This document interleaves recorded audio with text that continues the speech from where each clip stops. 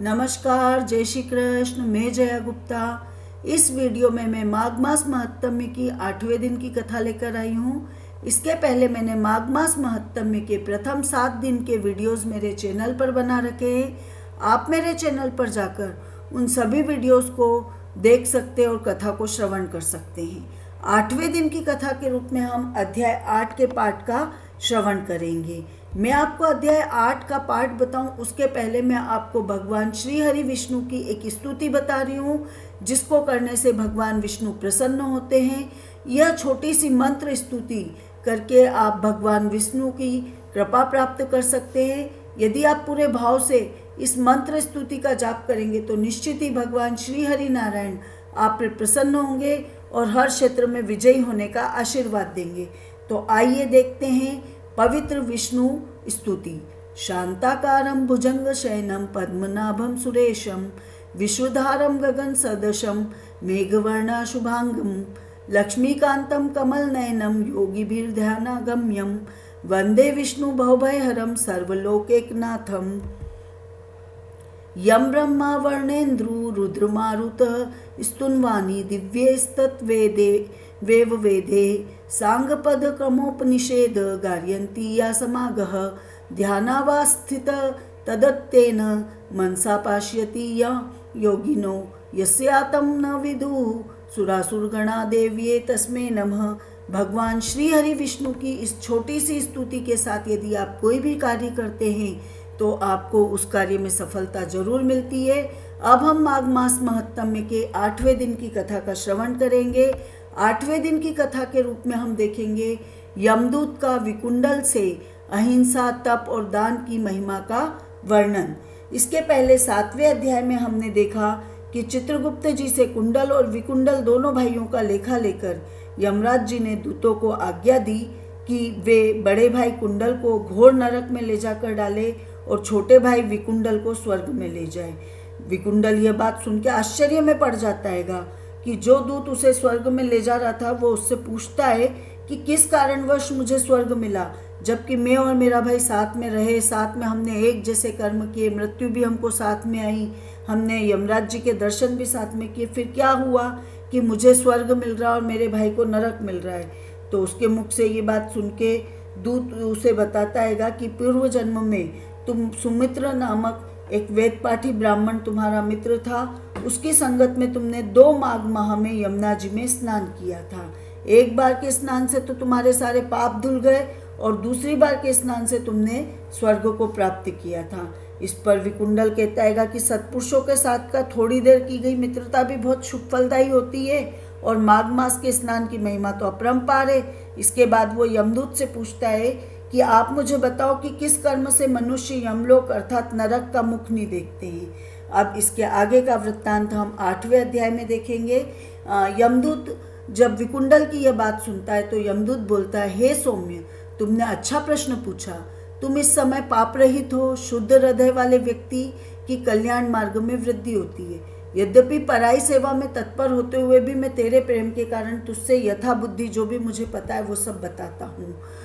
सब अवस्थाओं में मन, कर्म और वाणी से जो दूसरों को दुख नहीं देते वे यमलोक में नहीं जाते हैं। प्राणियों की हिंसा करने वाले मनुष्य वेद, ध्यान, तप और यज्ञ किसी भी प्रकार की उत्तम गति को प्राप्त नहीं कर पाते हैं।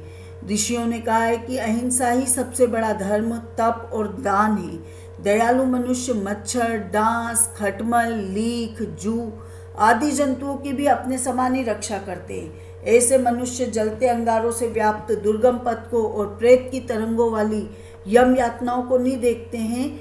जो मनुष्य अपने भोजन के लिए जल अथवा थल में जीवों को मारते हैं वे कालसूत्र नाम के नरक में दुर्गति पाते हैं और अपने ही मांस का भोजन करते हैं और अपने ही पीव और लहू को पीते हैं तथा कीचड़ में औंधे मुंह डाल दिए जाते हैं जहाँ उन्हें कीड़े मकोड़े काटते रहते हैंगे। अंधेरे में एक दूसरे के लिए घातक होकर एक दूसरे को परस्पर खाते हैं और घोर शब्द करते हुए 1 कल्प तक यानी 1 करोड़ वर्ष तक वहीं रहते हैं। हे वैश्य, फिर नरक से निकलकर बहुत दिनों तक स्थावर योनि को भोगकर पूर्व सैकड़ों तिर्यक योनि से में चले जाते हैंगे। यानी कई बुरी बुरी योनियों को वो झेलते हैं। फिर प्राणियों के हिंसक व्यक्ति जन्मांध, दरिद्री, काने, कुबड़े, लंगड़े, अंगहीन का जन्म पाते। इसलिए हे वेश्य, दोनों लोकों में सुख चाहने वाले मनुष्य को मन, कर्म और वाणी से दूसरों को भी कभी द्रोह नहीं करना चाहिए। हिंसक लोगों को दोनों लोकों में सुख नहीं मिलता हैगा। जो किसी भी प्राणी की हत्या नहीं करते उनको कहीं भी डर नहीं रहता है। जिस तरह सीधी और टेढ़ी बहने वाली नदियाँ समुद्र में जाके मिलती है, उसी तरह से सभी धर्म दृढ़ रूप से अहिंसा में प्रवेश करते हैं। सब अहिंसा की ही बात करते हैं। हे वैश्य श्रेष्ठ, जो प्राणियों को अभयदान देता है वह सब तीर्थों में स्नान कर लेने और सब यज्ञों में दीक्षा पाने का फल प्राप्त करता है। हे वैश्य, जो लोग अपने अपने वर्णानुसार शास्त्रोक्त धर्म का पालन करते हैं वे यमलोक में नहीं जाते। ब्रह्मचारी, गृहस्थ, वानप्रस्थ और सन्यासी सभी अपने अपने धर्म में विलीन होके और स्वर्ग में निवास करते हैं। जो इष्टापूर्त यानी जलाशय आदि बनवाते हैं, नित्य पंच यज्ञ करते हैं, सदैव दूसरों पे दया करते हैं, वे यमलोक में नहीं जाते। जो ब्रह्मचारी है, वेद पाठी है, नित्य अग्निहोत्र करते हैं, वे स्वर्ग को जाते हैं। दीन वचन नहीं बोलने वाले शूरवीर जो संग्राम में लड़ाई में मरते हैं, वे सूर्यलोक को होकर स्वर्ग में जाते हैं। हे वैश्य, लंगड़े, लूले, बालक, वृद्ध, अनाथ स्त्री, शरणार्थी, ब्राह्मण और गरीबों का पालन पोषण करने वाले लोग स्वर्ग में नहीं गिरते हैं, वहाँ सदा आनंद करते हैं। कीचड़ में फंसी गाय को निकालने वाले और ऋषि ब्राह्मण का कल्याण करने वाले, गाय को चारा देने वाले, गाय की सेवा करने वाले और गाय की पीठ पर न चढ़ने वाले स्वर्गवासी होते हैं। जहाँ गाय जल पीती है वहाँ जल की होदी बनवाने वाले, जिनमें जलचर और थलचर प्राणी इच्छापूर्वक जल पीते हैं और उनका असीमित धर्म बढ़ता है, वे बिना यमलोक को देखे अक्षय स्वर्ग को प्राप्त करते हैं, क्योंकि जल ही सबका प्राणदान माना गया है। पीपल, नीम, बरगद, इनके एक एक वृक्ष, केथ, बेल और आंवले के 3-3 वृक्ष, आम के 5 वृक्ष तथा इमली के 10 वृक्ष जो लगवाते हैं उनको कभी भी नरक नहीं मिलता है।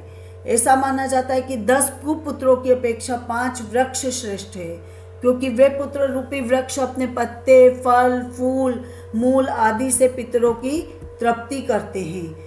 उन स्त्री पुरुषों को अग्नि में अग्निहोत्र करने की आवश्यकता नहीं होती जिन्होंने मार्ग में घने छायादार वृक्ष लगाए। जो स्त्री पुरुष छायादार पेड़ लगवाते वे दानी और सदैव आनंद करने वाले माने जाते हैं।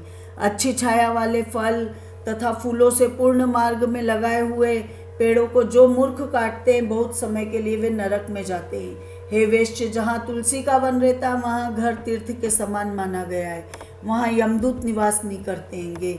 तुलसी को बोने वाले तथा उनके पितृश्वर उनकी सुगंध से देवलोक में उतने 1000 वर्ष तक रहते हैं जितने कि बीज और दल उनमें रहते हैं। नर्मदा दर्शन, गंगा स्नान और तुलसी दल का स्पर्श, इन तीनों का पुण्य बराबर माना गया है। तुलसी की सेवा करने, सींचने, दर्शन और स्पर्शन करने से वाणी, मन तथा शरीर से उत्पन्न पाप नष्ट हो जाते हैं। हे वैश्यवर, प्रत्येक पक्ष में द्वादशी के दिन ब्रह्मा आदि देवता तुलसी वन की पूजा करते हैं। रत्न, सोना, फूल तथा मोती ये सब तुलसी की समानता नहीं कर सकते हैं, क्योंकि इनके दान से भी 16 गुना ज़्यादा तुलसी पत्र का दान माना गया है। जो फल 1000 आम तथा 100 पीपल के वृक्ष लगाने से प्राप्त होता है वही पूरा फल तुलसी के एक पेड़ लगाने से प्राप्त हो जाता है।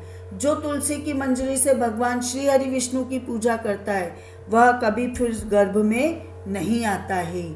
जो हे वैश्य, जो मनुष्य स्वयं प्रकाट्य हुए शिवलिंग की या स्फटिक के रत्न के लिंग की या पार्थिव के लिंग की, कहीं पर तीर्थ में, पर्वत पर या वन में स्थापित की हुई शिवलिंग की पूजा करते हैं और जो सदैव ओम नमः शिवाय इस मंत्र का जप करते हैं अथवा प्रसंग से, शठता से, अभिमान से या लोभ से महादेव जी की सेवा करते हैं, वे यमराज का दर्शन नहीं करते हैं। शिव जी के भक्त शिव जी की पूजा में लीन होकर शिवलोक में 14 इंद्र तक आनंद करते हैं। हे वैश्य, शिव पूजन के समान पुण्य को देने वाला, सब पापों को नष्ट करने वाला और सब कीर्ति को देने वाला 3 लोक में कोई दूसरा कर्म नहीं है। शिव भक्त जो जनार्दन भगवान से बैर करते हैं वे निसंदेह नरक भोगते हैं। शिव जी का कैसा भी धन, अन्न, फल जल क्यों नहीं हो उसको ग्रहण नहीं करना चाहिए और कभी शिव निर्माल्य का उल्लंघन नहीं करना चाहिए।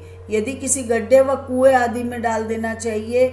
जो मनुष्य लोभ या मोहवश मक्खी के पैर के समान भी शिव द्रव्य ले लेता है वह कल्प तक नरक में पड़ा रहता है, यानी करोड़ों वर्षों तक नरक में पड़ा रहता है। जो तृण काठ या पत्थर का ब्रह्मा विष्णु अथवा महादेव जी का मंदिर या मठ बनवाते हैं वे मनुष्य इन देवताओं के लोक में बहुत समय तक वास करते हैं। हे वैश्य, जो लोग धर्मशाला गौशाला सन्यासियों के लिए विश्राम स्थल ब्राह्मणों के लिए घर तथा गरीब दुखियों के लिए कुटी बनवाते हैं वे लोग इंद्र के भवन में वास करते हैं। इन स्थानों का जीर्णोद्धार करने से भी दूना फल प्राप्त होता है। जो इनको तोड़ता है वह अवश्य घोर नरक में जाता है। जो मनुष्य लोभवश देवता ब्राह्मण तथा सन्यासी के मठ पर अधिकार करता है उसे सब धर्मों से बहिष्कृत कर देना चाहिए। जो मठ के पत्र पुष्प फल अन्न आदि द्रव्य का भक्षण करता है उसके पुत्र कुल और बंधु बांधव 21 नरक भोगते हैं। सूर्य चंडिका विष्णु गणेश आदि देवता का द्रव्य भक्षण नहीं करना चाहिए।